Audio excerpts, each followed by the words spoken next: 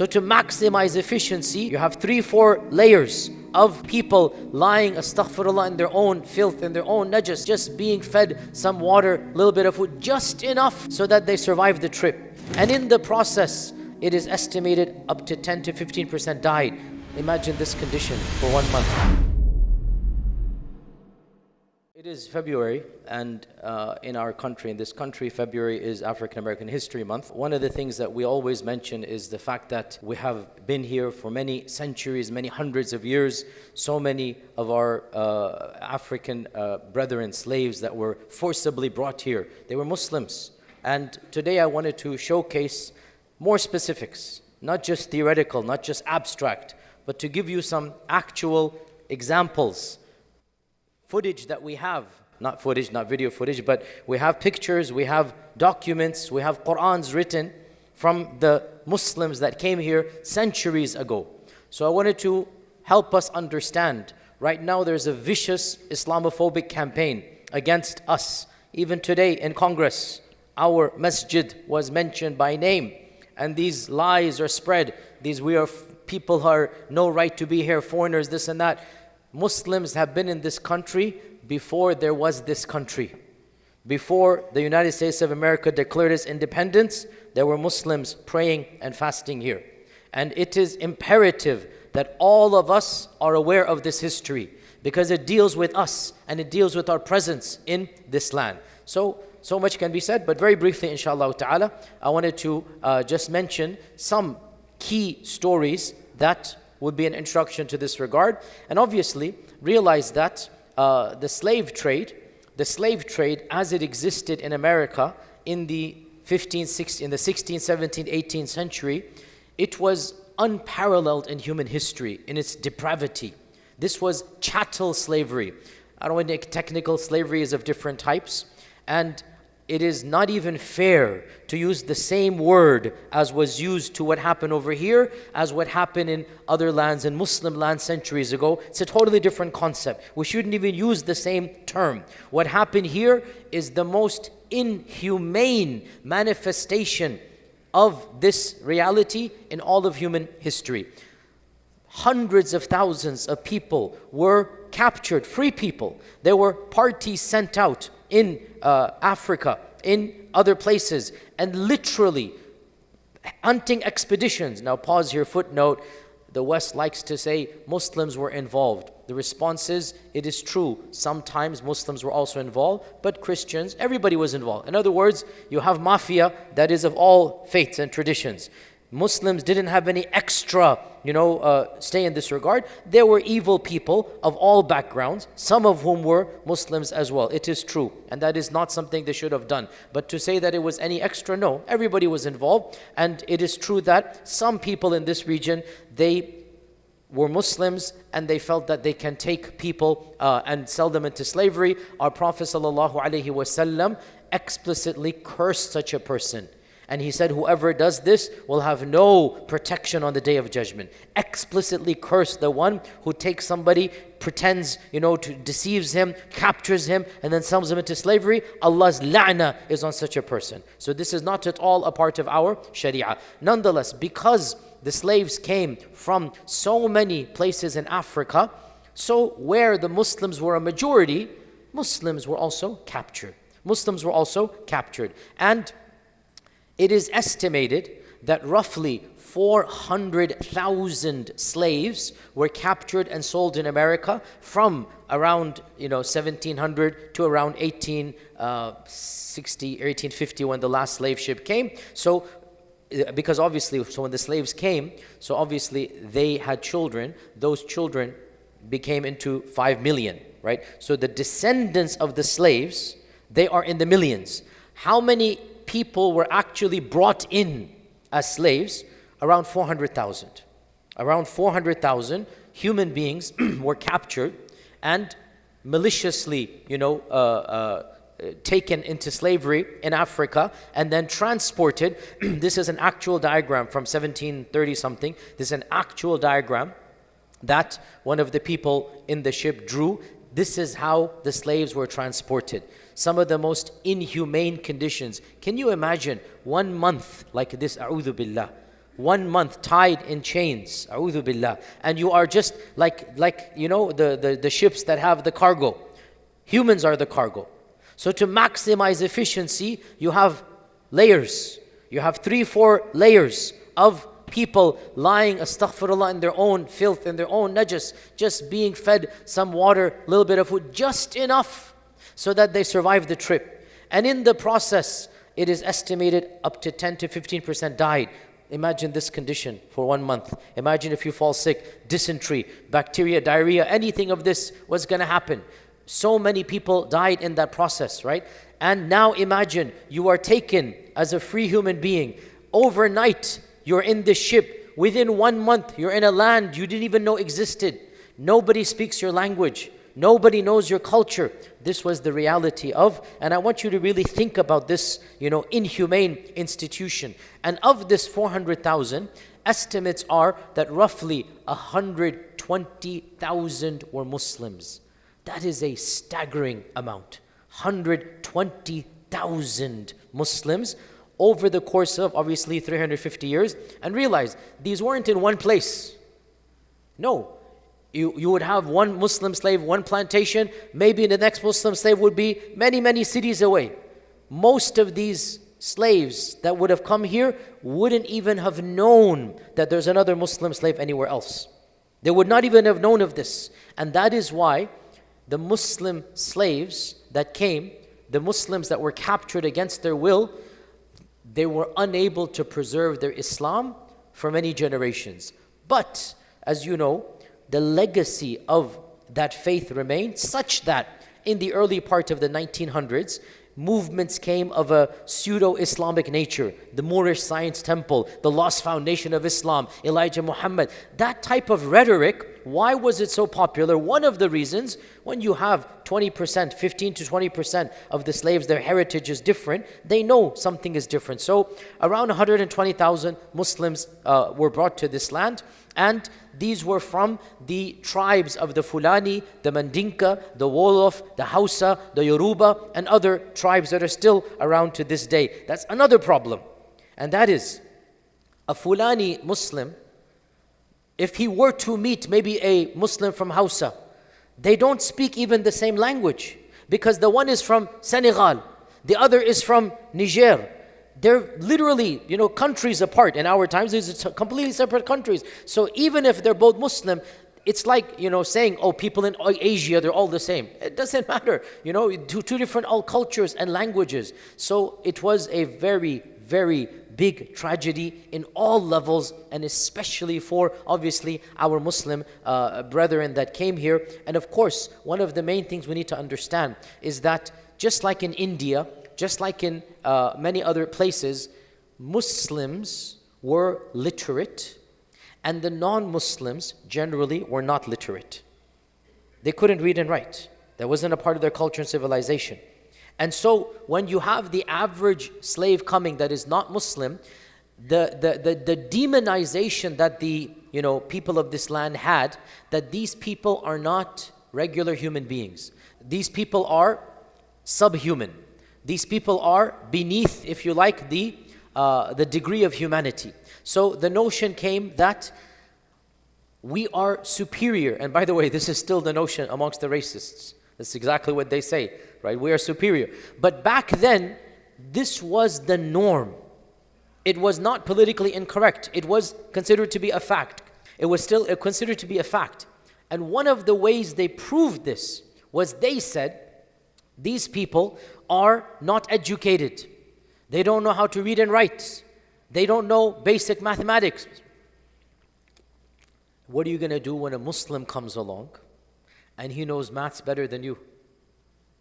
He knows reading and writing in a language you haven't even heard of, clearly demonstrating a level of intelligence even you do not have. This was one of the realities that allowed Muslim slaves sometimes a little bit of perks, as we're going to see. Okay? So, today I wanted to share with you 3 particular stories of actual people and actual remnants and actual images. The first of them is our earliest Muslim slave that we're aware of that came to these lands. In fact, he came here before America was the United States of America. You need to know this name because he fasted Ramadan, he prayed Salah on this land before this land was called the US of A. And his name is Ayyub ibn Sulayman. Ayyub ibn Sulayman. And Ayyub ibn Sulayman was the son of a Fulani chief. He was a very wealthy merchant. He was highly educated. And he actually was sent by his father to engage in buying and selling close to the shore. So he took a party to go and buy and sell, trade and goods, and then go back inland. But quite literally, as they say in the cartoons, nets are thrown on the people and they're dragged and chained. Literally, this is what happened. Where you had Europeans go and quite literally throw nets and, guns and whatnot and just tie them up and, bring them in. Now, it is interesting, Ayyub ibn Sulayman, he was so close to being saved from coming to America. How so? Because he began negotiating with the British captain and saying, I am the son of a chief. I will give you much money. Just give me few days to send the letter to my father. He will ransom me more than what you will get anywhere else, right? And look at my clothes, everything. He attempted his best, and the captain was half open to the idea, but then he was worried, what if the father does what? Sends troops, exactly. What if the father does something else? I'm scared. So he was thinking back and forth. Few days went by. When nothing happened, khalas, the captain chickened out, and khalas, he took the whole party, including Ayyub ibn Sulayman. And Ayyub ibn Sulayman actually was fully established. He was already married. He had 4 children. He had 2 wives, as was the norm for his people back there. So he was in his early 30s. Captured in 1730. Again, this is before America declared independence by an entire generation, right? 1776, 1730. So remember, now we're talking about a British colony. America is a British colony. And this helped him do what no other slave could do, because it's not yet the US of A. And the culture is still slightly different, and it is still aristocratic British. So in 1730, he was brought to this land and sold in Maryland to a Mr. Tolstoy, and he worked as a tobacco picker, a picker of the fields of tobacco, but he was a very stubborn slave. He was not going to do this easily, and he fled multiple times until his owner basically saw in him talent to read and write, to do other chores, and so he got upgraded to cattle herder, i.e. you're in charge of the cattle. And this fit in well with what he used to do. He knew how to take care of animals because that's his upbringing, and so it was a little bit of a ease for him that he got that upgrade. And one of the things that is noted in the journals is that he would constantly take breaks and be seen in the fields bowing and prostrating. This is one of the first eyewitness accounts of Salah in America. I'm not saying the first, maybe there were other people before him, but this is something that is observed. 1730, that is not 100, not 200, almost 300 years ago. 300 years ago, he was observed and complaints were made that he's not doing his job. And when the master then whipped him, in his anger, he fled. He ran away. Like he has that, the pride that I don't care what happens. And he was captured, he was thrown in jail, and it just so happened, Allah's qadr, and I have no doubt that dua is the weapon of the believer. You can imagine how much dua he would have been making in a strange land. You can imagine he couldn't speak English. Nobody speaks his language. This is 1730. You can imagine the different world that, it was there. He does not speak English. And in 1730, the same year, it's been 9-10 months, again of this torture he's living in, he then is thrown in jail, and a passing intellectual British judge by the name of Thomas Blewett, hears of this bizarre slave who seems to have an insolence and pride and a different demeanor. They mention that he didn't act like the others because he's Muslim and he's coming from a upper class background and whatnot. He's talking in a way and whatnot, and they can't understand his language, right? So this judge hears of this, and for whatever reason, he's like, let me visit this guy. He visits our Ayyub ibn Sulayman, and subhanallah, one of the most beautiful stories, right? There's no language between the two of them. So what does Ayyub ibn Sulayman keep on saying? He says, Allah, Muhammad, Allah, Muhammad, Allah, Muhammad. That's all he can say. And Bluet understands that this is a Mohammedan. Of course, he's in upper class, he knows, he's educated, right? So he understands this is not like the other slaves. So he says to him, tries to get a language, and he brings multiple slaves who spoke English to see if one of them could speak his language. Nobody could understand his language. Until finally, a slave came from, I think, the Wolof tribe, that our guy Ayyub knew a little bit of Wolof as well. Because, as you know, everybody outside of America grows up multilingual, right? It's only us Americans, right? The average European speaks like 5 languages, right? Growing up in Lahore and Karachi, you speak 3.5 languages. I mean, that's the way everybody speaks multiple languages. It's really just, by large, our country. So he spoke Wolof a little bit, so that slave could also speak that language.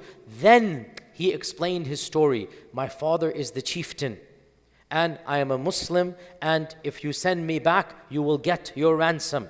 And and I'm, all of this. And he demonstrated his akhlaq, his demeanor, his intelligence. And so our guy, the judge, Thomas Blewett, he decided to purchase him himself and take him back to England as an exhibit, as a demonstration. Right? So Blewett sends him back to the UK, sends him to the UK, right? Sends him to England. And I remember, America's a colony right now. It's not an independent country. So he wants to demonstrate that, there are intelligent slaves. There are slaves that can read and write. There are slaves that are able to speak languages, whatever. And so he sends him to England. And of course, he doesn't speak English yet. And so he starts to try to learn English. And he spends around a year and a half in the UK. And in that time frame, it's not the UK, it's Britain right then. In that time frame, UK will come afterwards. Of course, we shouldn't call it the UK in 1730. In that time frame, a number of priests try to convert him to Christianity. So, and there are chronicles when they try to tell him that, Jesus is the Son of God, this and that, right? He refutes them that, God cannot have a son. He recites Surah Ikhlas to them. So you have the first Christian-Muslim debate taking place in 1730 by our guy over here. And he even met King George II as a novelty.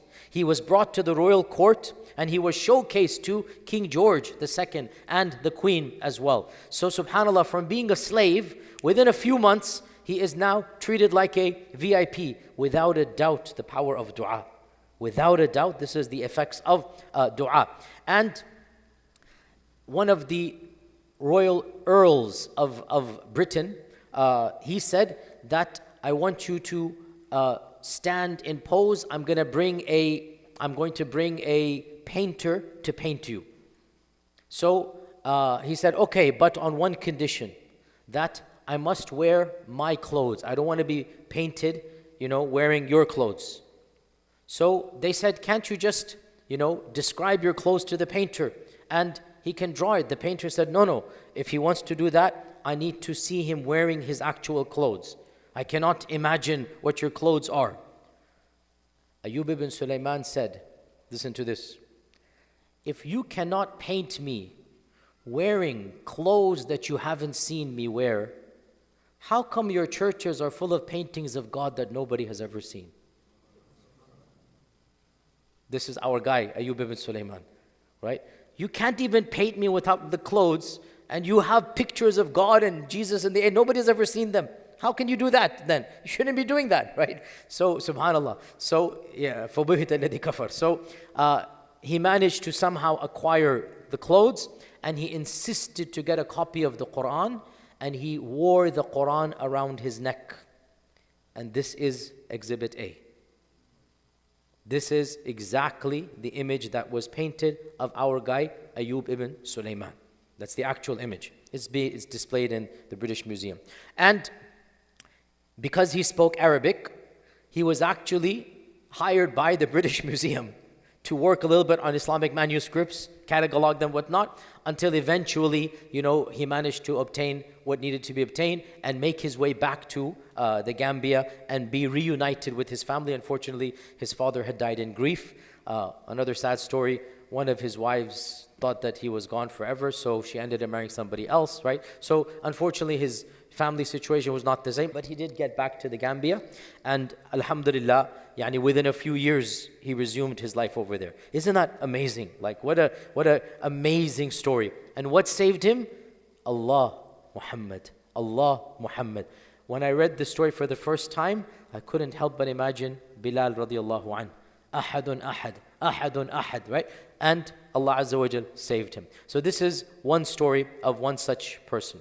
Another story that I found very interesting, and by the way, there are many dozens of stories. I chose what I think are the three most useful and interesting, but with respect to all the others, I can only choose so much, time is limited. And there's actually many PhDs done, many dissertations, many journal articles about specific people. And so if you want to, you can spend months reading about these types of things. There's a nice PhD done in the 80s, African Muslims in Antebellum America by Alan D. Austin. It is a nice thick book. It is the source book. It is considered to be one of the encyclopedic references, 400 pages. You can purchase that and see that as well. So the second story I want you all to be aware of is very interesting. And that is the Muslim plantation outside of Georgia. So Atlanta, Georgia, you know all Georgia, right? Georgia is of course the coastline. And there is an island called the Sapelo or the Sapelo Islands. The Sapelo Islands. And this island you need to cross it. Well, now there is a small bridge, but before there was a ferry. It's literally just a stone's throw away, but it's not connected to the mainland. So it is an island off the coast of Georgia. And in the 1790s, a very wealthy man, Thomas Spalding, who eventually becomes a US senator. He's very rich, and he becomes a senator from Georgia. He decides to purchase Sapelo Island and make it into a plantation for cotton and for tobacco. So he's going to convert the whole island into a plantation. He's a rich man. This is his investment. That's what he does. He buys the island. And by the way, the island remained amongst his descendants for many generations, and then it was sold to somebody else. And now it is owned by the U.S. federal, what is it called, the forestry department, whatever, because it is unique heritage, unique animals, unique botany. It's a different land, and unique peoples. The peoples there are the descendants of the people I'm going to be talking about. They have a different language that is a Muslim language that has come down from West Africa. So it's really interesting because unique culture there. So what happened was our guy, Thomas Spalding, decided he's going to convert this into a plantation, and he was a very intelligent man, and he realized one group of slaves didn't get drunk, didn't give as much problems, and actually, if they were given certain privileges, they did their job nicely. And these were the Muslim slaves. So he made it a point to try to find Muslim slaves, so that there's no drinking, there's no womanizing, there's like some type of akhlaq. And because he seems to be, I mean, it's weird to say this, but may Allah forgive me, I'm not trying to be maybe an open-minded slave owner. Is that a problem to say? I mean, but you get my point here. I mean, weird as it is, but he seems to be somebody who understood that these are human beings, and if I treat them nicely, they'll treat me nicely. He was that type of person. And so when he got all of these Muslims, we don't know how many, but it seems to be between 50 to 80 Muslims. Now, this appears to be the highest concentration of Muslim slaves anywhere in America pre-modernity. And because it's slightly disconnected from the mainland, and the owner is more open-minded, we see one of the most fascinating developments of Islamic history in America. And that is the establishment of the first bona fide Muslim community. Thomas Spalding wrote a diary. And in his diary, he records of first discovering that one of the slaves was Mohammedan. Why? Because he would see him go to a tree and bow down, and he would not drink alcohol, and other things were there. And so he discovers this, and then more and more, then he makes it a point to try to get Muslim slaves. And one particular slave, whom he called Bu Allah, but his name is Bilali, or Abdullah, or we actually don't know his name. Bilali Muhammad is what we're assuming his name is. He actually made him effectively a manager. He would travel, he would go, and Bilali would be the manager. And on that slave, between 50 to 100 slaves were Muslims, on that plantation, because so many Muslims were there, they began praying Jama'ah, they began fasting Ramadan, and our guy Spalding records that they had a festival one day and they were giving some sweets made of barley and honey. This is a West African sweet that is used for Eid al-Fitr. And he records, he's seeing it from his house and he's seeing that something's happening, these guys are rejoicing. Eid al-Fitr is taking place. And they're celebrating Eid al-Fitr. But we don't have records from them about the day-to-day. We have records from the master, a little bit here and there. And in 1812, there was a war between Britain and America. Every high school student knows this is the War of 1812. And unbelievably, Thomas Spalding arms all of his slaves with weapons. And he says to them, we're going to fight. And Bilali Muhammad says to him, I will vouch every one of my men of the Muslims, we will not abandon our posts. We will fight loyally. Then he said, and this is recorded by Spalding, as for those dogs, he called them this, of the pagans, that's what Bilali said, I cannot be responsible if they run away. You find here a fierce, like, my people, we will not abandon the post. When the British come, we will fight and defend. But these people, I cannot vouch for them, the ones that worship other gods, and he called them a derogatory thing, that you cannot hold me liable if they run away. So Spalding records this in his, diary that, the Muslims promised to guard their posts here.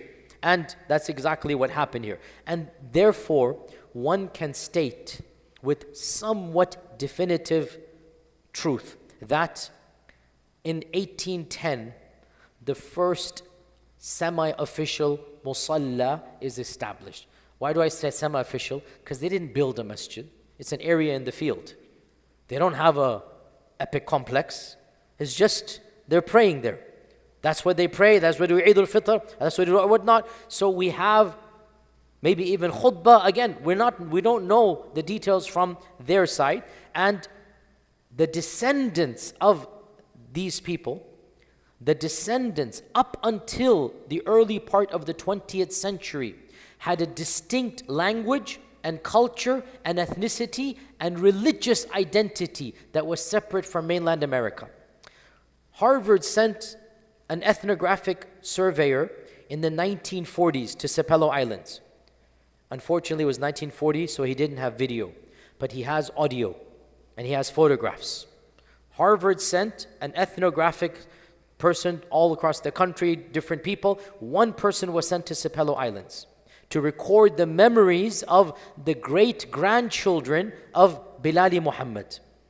The great-grandchildren of Bilali Muhammad. And obviously they're in the hundreds now, because again, there's been 3 generations. And the memories that are written in 1940, you have an 85-year-old man saying, I remember Aunt, I forgot the name, Aunt Jemima, whatever it might be, right?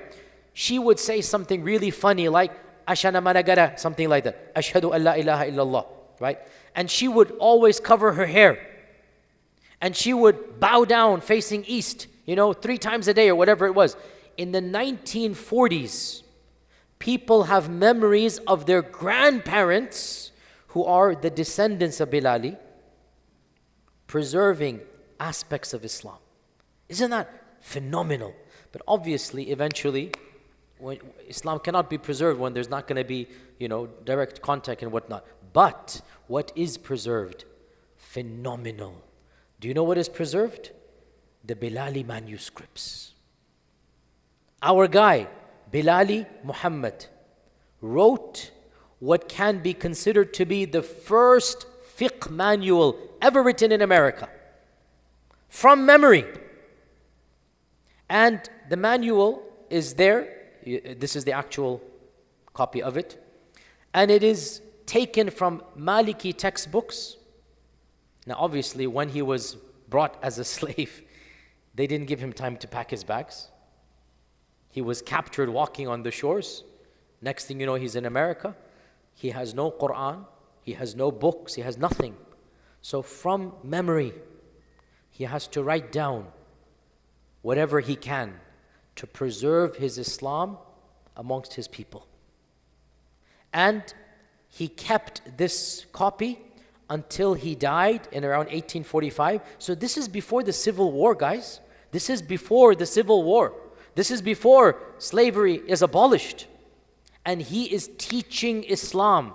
He's teaching mutun. What matan? His own. But, and there's many papers, many journal articles written about this. Number of points here. Firstly, obviously, how can you blame him? There's some grammatical mistakes. He's writing this from memory. He's like, there's some issues, whatnot.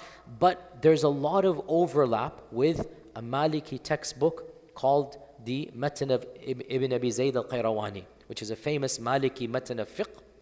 There's a lot of overlap in the phrases. So he's trying to preserve the basics of fiqh, some basic Quran, and teach it to his students, his descendants, and his students after him. And here is another example from that manuscript. Look at how he has bab. You see bab? You see that bab in the middle? Now there's a spelling error.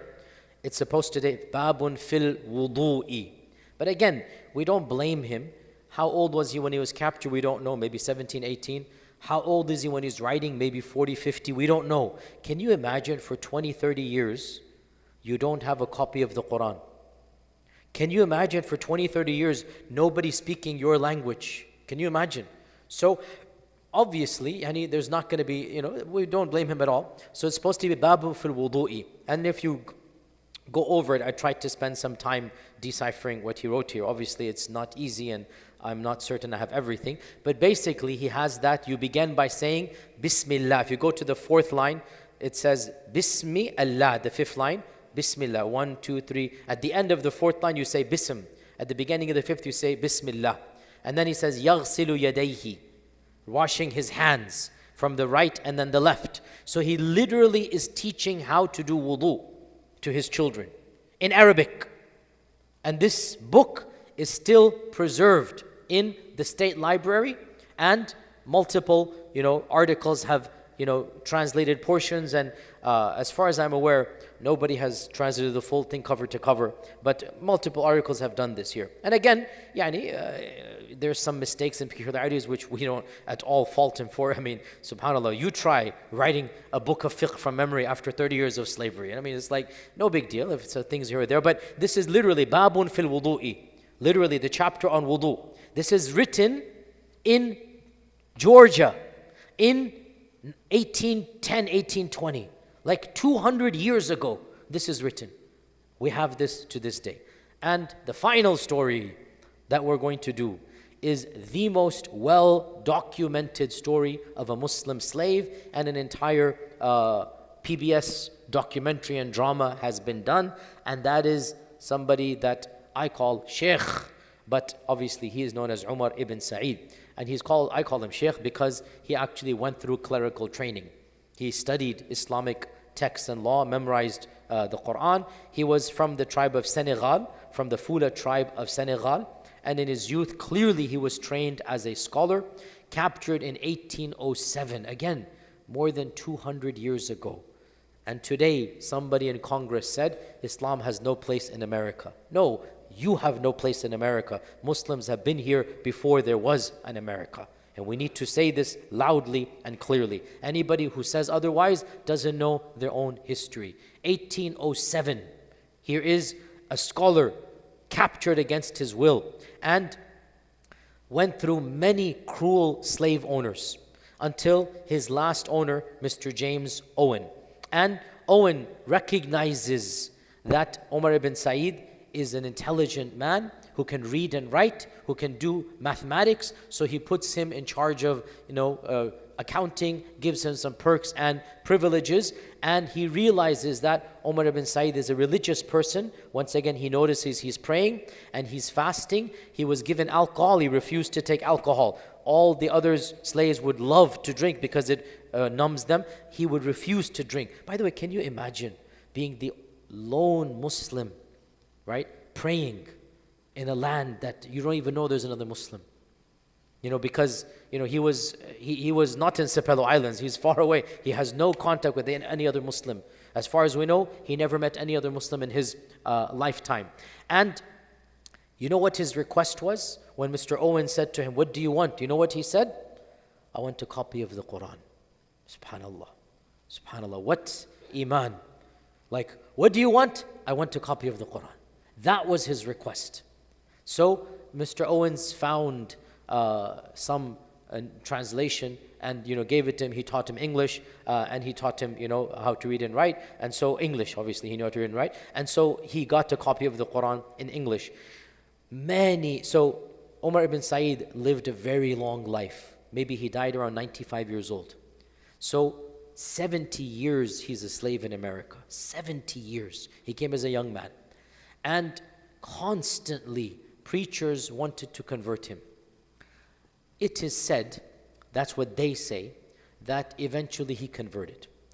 Modern historians who read about him are fairly certain that he just said to them that he converted, but every indication is that he didn't actually convert. And to be honest, a Muslim will never accept that Allah has a son. It's just not going to happen, right? But for whatever purpose, he basically said. Now, how do we know this? I'll explain to you how we know this.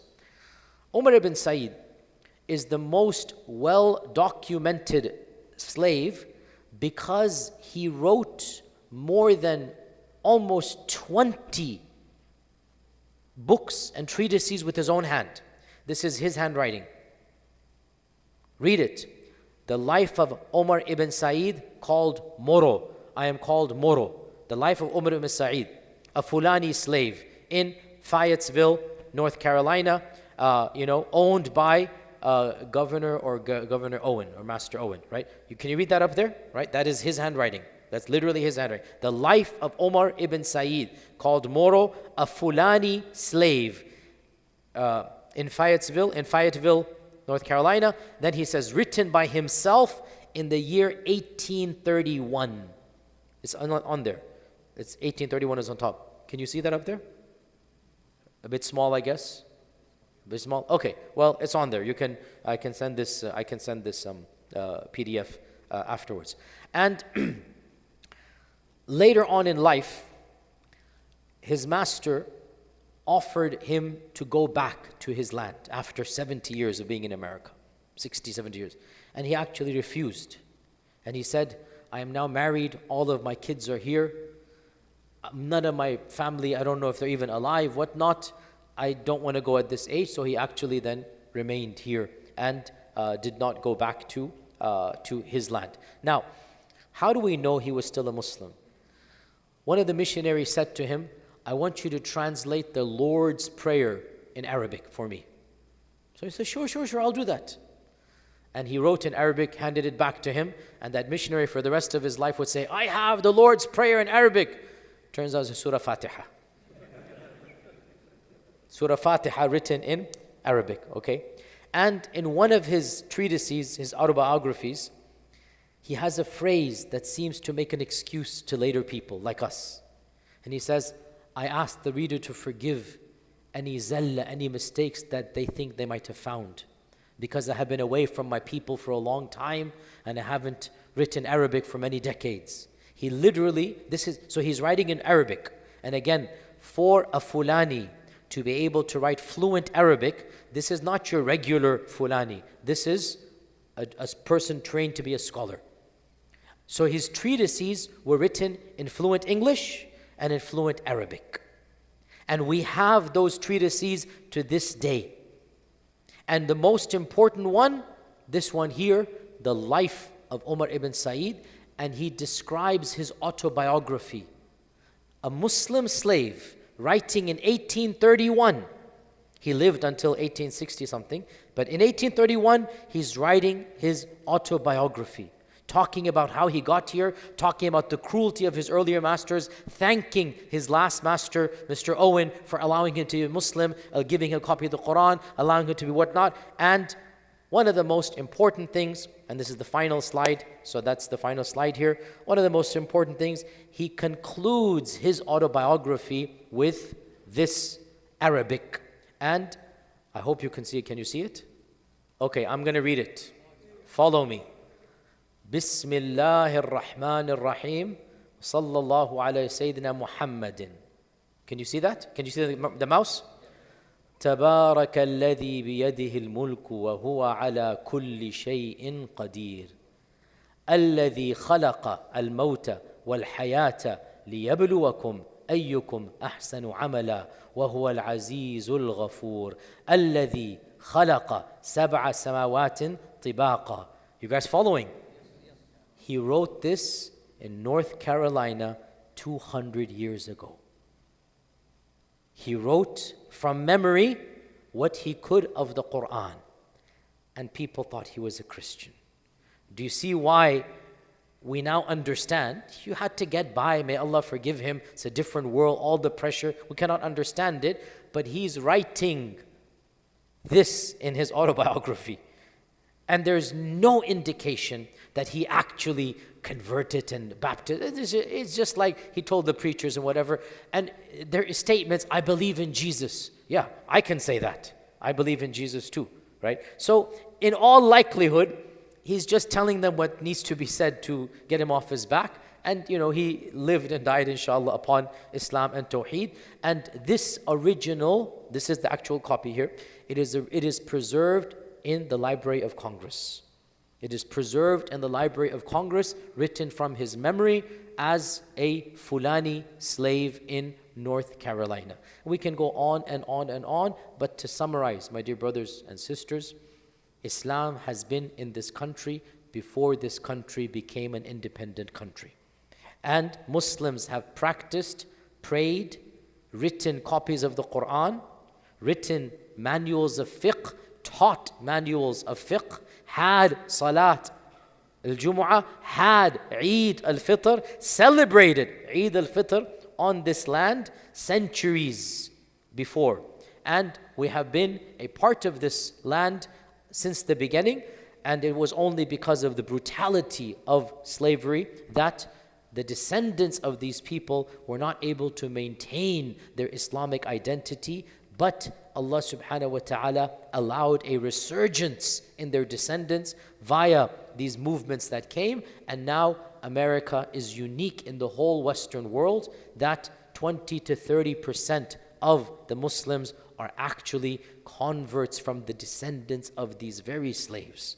That is something unique. No other Western country has it. 80% or 70% are people like us, and 20, 30% are converts of our African American brethren who are basically the descendants of these very people. Subhanallah, how Allah Azza wa Jal preserved the deen in some level. May Allah subhanahu wa ta'ala grant us the izzah and allow us to have the same faith and iman as these slaves had. May Allah put barakah in our du'as as He made barakah in the du'as of Ayyub ibn Sulayman. May Allah subhanahu wa ta'ala always protect Islam and the ummah and allow us to be of service to the ummah. Wa jazakumullahu khairan. Assalamu alaikum wa rahmatullahi wa barakatuh. فيا ذلي ويا خجلي إذا ما قال لي ربي أما استحييته تعصيني ولا تخشى من العتب وتخفي الذنب عن خلقي وتأبى في الهوى قربي فتب مما جنيت عسى تعود إلى رضا